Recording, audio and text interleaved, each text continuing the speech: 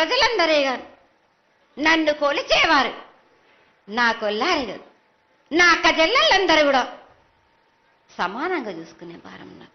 తప్పకుండా ఏటికొక్కసారే కాదు,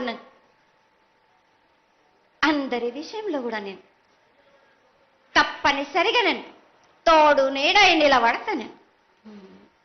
నా రాష్ట్రాన్నే కాదు, నా దేశాన్ని తప్పనిసరిగా కాపాడే భారం నాది.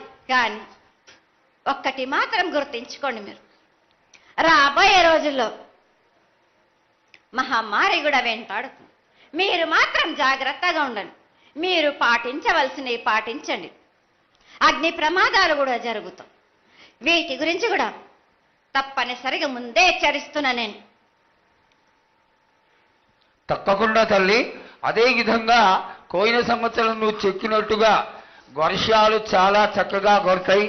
కాడికొండలు సస్యవృద్ధి చాలా బాగుంటుంది అని తెలియజేశావు.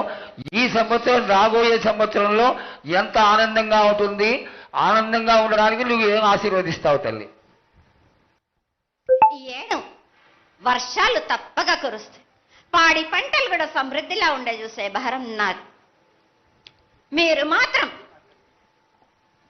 5 వారాలు నాకు పప్పు బెల్లం పలహారాలతోటిగా నాకు ఎట్టి విధంగా నాకు ఈ జాతర జరిపించారు. నాకు అట్టి విధంగా నాకు కొల్లారి నుంచి బాల బచ్చల దగ్గర నుంచి నా ముందుకొచ్చి నాకు కడిబడి సాకబోసి నాకు పసుపు కుంకులముతోటి నన్ను ఆనందపరచండి. నాకు సంతోషంగా ఆనందంగా అందుకొని మీరు కోరిందల్లా కొంగు బంగారం చేసే మహంకాళిని నేను.